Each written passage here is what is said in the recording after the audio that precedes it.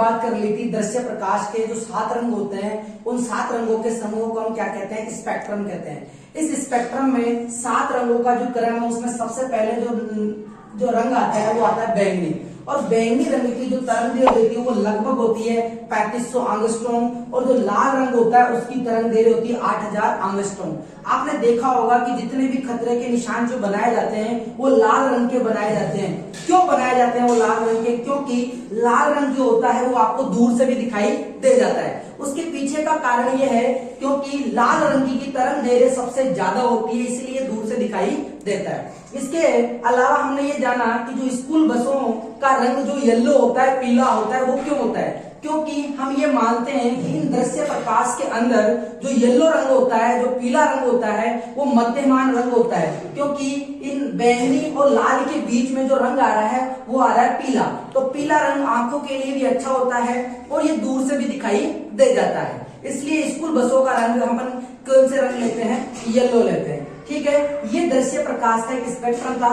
इसके अलावा मैं आपको ये बताता हूं कि अगर दृश्य प्रकाश के इस तरफ जाएंगे तो कौन सी तरंग मिलेगी, और अगर इस तरफ जाएंगे तो कौन सी तरंग मिलेगी। तो दोस्तों आप लोग इस V को क्या समझेंगे? वॉयलेट। और वॉयलेट को अपन हिंदी में कहेंगे बैंगनी। क्या कहेंगे? बैंगनी। बैंगनी यानी बैंगनी से हम क्या जा रहे हैं? परे। बैंगनी से हम क्या जा रहे हैं? परे। तो दोस्तों अगर बैंगनी से अगर हम परे जा रहे हैं तो अपन इसको बोलेंगे परा बैंगनी। क्या बोलेंगे दोस्तों? परा बैंगनी। परा बैंगनी, ये जो परा बैंगनी जो किरणें होती है सूर्य से आने वाली होती है, इसको हम इंग्लिश में अल्ट्रावायलेट रेज बोलते हैं। क्या बोलते हैं? Ultraviolet rays. इसको ही इंग्लिश में क्या बोला जाता है? यूवी रेज बोला जाता है, अल्ट्रावायलेट रेज बोला जाता है। इसके अलावा अगर मैं बात करूं कि लाल रंग के इस तरफ कौन सी तरंग आएगी, तो आप लोग ये जान लेना, एक छोटी सी ट्रिक बताता हूं। लाल रंग किसका होता है? रक्त का। किसका होता है? रक्त। रक्त यानी खून। खून का रंग कैसा होता है? लाल। तो इसलिए आप ये मान लेना लाल रंग के अगर हम इस तरफ जाएंगे तो इधर वाला पार्ट जो होगा वो कहलाएगा अवरक्त तरंग। कौन सी तरंग? अवरक्त तरंग। यानी दृश्य प्रकाश में बैंगनी रंग से इधर जाएंगे तो हमें मिलेगी पराबैंगनी, और लाल रंग के इस तरफ जाएंगे तो हमें मिलेगी अवरक्त तरंग। इस तरीके से हम क्या कर सकते हैं? तरंगों को रोकना इसको।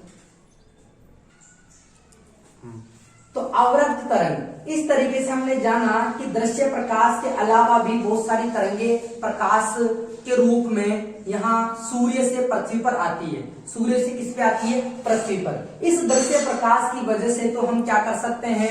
हम हमारे आसपास की वस्तुओं को देख सकते हैं, और इसके अलावा इन तरंगों के उपयोग अपन पढ़ेंगे विद्युत चुम्बकीय तरंग के पार्ट में। तो हमने ये तो जान लिया कि बैंगनी से परे जाएंगे तो परा बैंगनी, और लाल से इधर जाएंगे तो अवरक्त तरंग मिलेगी। अब मैं छोटा सा आपको बता देता हूं कि ये जो परा बैंगनी तरंग है, नकली नोटों की जो छपाई होती है, नकली नोटों की जो छपाई होती है वहां पर अपन ये काम कर सकते हैं, परा बैंगनी तरंगों का उपयोग कर सकते हैं नकली नोटों की छपाई में।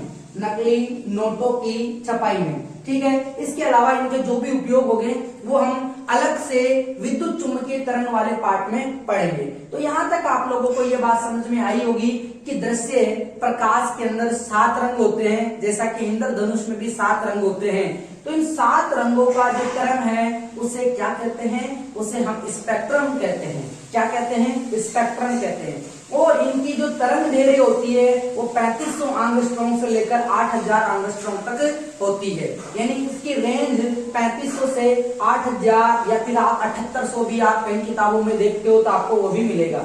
इसके अलावा जो येलो रंग है इसकी तरंग दैर्घ्य इन दोनों के बीच की आएगी, वो आएगी 5500 एंगस्ट्रॉम। ठीक है। इसके बाद में मैं आप लोगों को बताता हूं कि जो सूर्य से जो प्रकाश आ रहा है उसको पृथ्वी तक पहुंचने में कितना समय लगता है और वो कितने वेग से पृथ्वी पर आता है। तो ध्यान से समझना।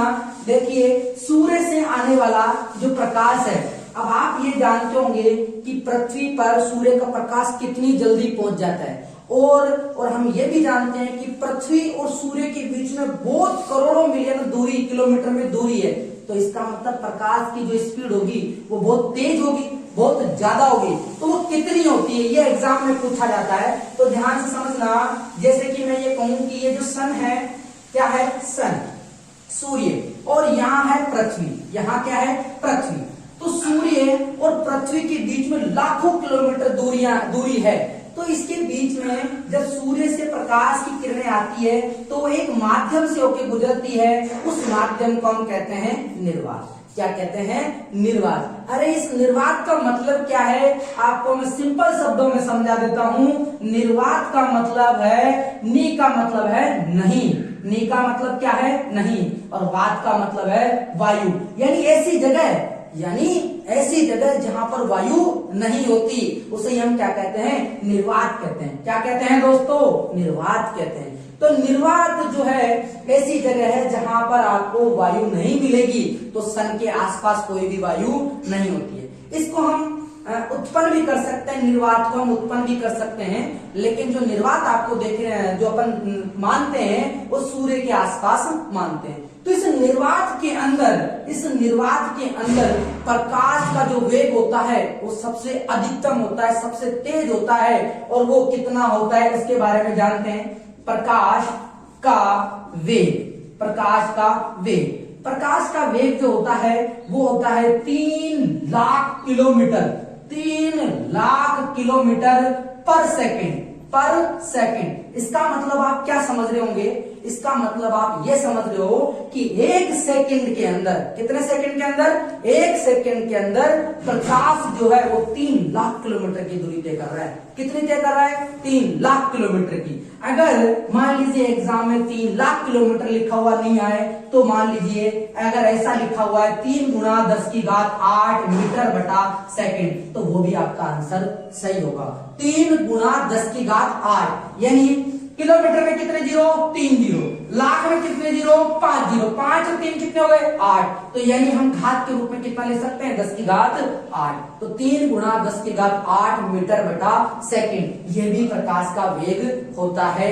3 लाख किलोमीटर पर सेकंड भी प्रकाश का वेग होता है। यानी हम ये कह सकते हैं कि सूर्य से पृथ्वी तक जो प्रकाश पहुंचता है, उसकी स्पीड, उसकी चाल, उसका वेग 3 लाख किलोमीटर पर सेकंड, या फिर 3 गुणा 10 की घात 8 मीटर पर सेकंड होता है। जनरली किताबों में प्रकाश के वेग को c से लिखा जाता है। किससे लिखा जाता है? c से। c आपको याद करने का तरीका समझाता हूं। ABCD में अपन बोलते हैं A, B और C, तो तीसरे नंबर पे आ रहा है C। तो यानी आप याद कर सकते हो कि 3 गुणा 10 की घात 8, यानी 3 से C अक्षर, तो आप इसका प्रतीक चिन्ह भी याद कर सकते हो कि प्रकाश के वेग को जनरली किससे लिखा जाता है? C से। तो C बराबर भी क्या होता है? 3 गुणा 10 की घात 8 मीटर बटा सेकंड होता है। अब बात ये आती है कि अगर ये प्रकाश यहां तक पहुंच गया तो इसको समय कितना लगा? क्या आप लोग जानते हैं समय कितना लगा? क्या आप लोगों को पता है कितना समय लगेगा? नहीं। तो जानना, समय जो लगता है वो लगता है 8 मिनट और 19 सेकंड। दोस्तों मैं आपको ये जो मान बता रहा हूं ये एग्जैक्ट NCERT बुक का है। कई किताबों में आपको 20 सेकंड, कहीं पे 22 सेकंड लिखा हुआ मिलेगा, लेकिन जो एग्जैक्ट आंसर है वो 8 मिनट और 19 सेकंड होता है। 8 मिनट और 19 सेकंड। तो ध्यान रखना, समय कितना लगता है? 8 मिनट और 19 सेकंड। अब आप ये मान लो, अगर प्रकाश सूर्य से पृथ्वी पर पहुंचने में 8 मिनट 19 सेकंड का समय लग रहा है, जब भी उसकी चाल इतनी खतरनाक है, तो कुछ ना कुछ अंतर तो है या नहीं है पृथ्वी तक प्रकाश के पहुंचने में। तो कितना समय? 8 मिनट और 19 सेकंड। इसी प्रकार से चंद्रमा जो होगा, चंद्रमा से पृथ्वी पर जो प्रकाश पहुंचता है उसमें कम समय लगता है, 8 मिनट नहीं लगते, उसमें 1.12 सेकंड का समय लगता है। तो उसको अपन बाद में डिस्कस कर लेंगे। समय 8 मिनट और 19 सेकंड हो गया। तो इसको आप कैलकुलेशन के माध्यम से भी आप निकाल सकते हो कि देखिए आप लोगों ने गणित में एक सूत्र पढ़ा होगा, दूरी बराबर 4 गुना समय। दूरी बराबर क्या होता है? 4 गुना समय। यानी आपको क्या दे रखा है? आपको चाल पता है और दूरी, आपको सूर्य और पृथ्वी के बीच की दूरी पता होनी चाहिए, तब जाके आप समय का मान निकाल सकते हो। लेकिन हमें ऐसा कुछ नहीं करना, क्योंकि हमें याद करना है। ये एक तरीके से सार्वभौमिक हो गया, तो इस चीजों को अपन याद कर सकते हैं कि कितना होता है, कितना समय लगता है? 8 मिनट और 19 सेकंड का समय लगता है। ठीक है। यहाँ तक हम लोगों ने जान लिया, आप लोग इसका स्क्रीनशॉट ले लें और इसके आगे मैं आप लोगों को बताता हूं कि ये जो प्रकाश की चाल और प्रकाश का वेग के बारे में किस वैज्ञानिक ने बताया। ये भी आपसे पूछा जा सकता है, ये भी आपसे पूछा जाता है कि किसने बताया। तो याद रखना, प्रकाश के वेग के बारे में बताने वाले वैज्ञानिक का नाम था रोमर। क्या नाम था? रोमर। प्रकाश की चाल के बारे में बताने वाले वैज्ञानिक का नाम क्या था? रोमर। रोमर ने क्या बताया? प्रकाश की चाल के बारे में बताया। इसके अलावा आप लोगों को मैंने बताया था कि दृश्य प्रकाश, क्या बताया था मैंने आप लोगों को? दृश्य प्रकाश। तो दृश्य प्रकाश के बारे में किसने बताया? मान लीजिए वैज्ञानिक का नाम पूछ लिया जाए तो आप क्या नाम बताएंगे? तो आप नाम बताएंगे कि जो दृश्य प्रकाश के बारे में बताने वाले वैज्ञानिक थे उनका नाम आप जानते हो, न्यूटन। क्या नाम है उनका? न्यूटन। दृश्य प्रकाश के बारे में किसने बताया? न्यूटन ने बताया। किसने बताया? न्यूटन ने बताया। जब वैज्ञानिकों के नाम की बात आई गई तो मैं आपको बता देता हूं कि जो प्रकाश को हम दो रूपों में मानते हैं। प्रकाश को कितने रूप में मानते हैं? दो रूप में। प्रकाश कभी कण और कभी तरंग की तरह व्यवहार करता है। कभी कण कभी तरंग की तरह व्यवहार करता है, यानी इसका प्रकाश का जो नेचर होता है वो डुअल नेचर होता है। कैसा होता है? द्वैत प्रकृति अपन कह सकते हैं इसकी। क्या कह सकते हैं? द्वैत प्रकृति, डुअल नेचर। दोगला व्यवहार करता है प्रकाश। कैसा व्यवहार करता है? दोगला। तो प्रकाश की इस कणीय द्वैत प्रकृति के बारे में जो वैज्ञानिक था वो था डी ब्रोगली। कौन था? De Broglie. लेकिन तरंग के रूप में किसने बताया कि प्रकाश तरंग के रूप में व्यवहार करता है? उस वैज्ञानिक का नाम था हाइगेंस। क्या था? हाइगेंस। हाइगेंस ने तरंग सिद्धांत की व्याख्या करी थी, यानी हाइगेंस ने प्रकाश को तरंग के रूप में बताया था। तो यहां तक का आपको समझ में आ रहा होगा, यानी हमने कुछ स्पेशल जो पॉइंट हैं उसके बारे में जाना। ठीक है, मिलते हैं आपको नेक्स्ट क्लास में एक शानदार वीडियो के साथ में। तब तक के लिए thank you all the best.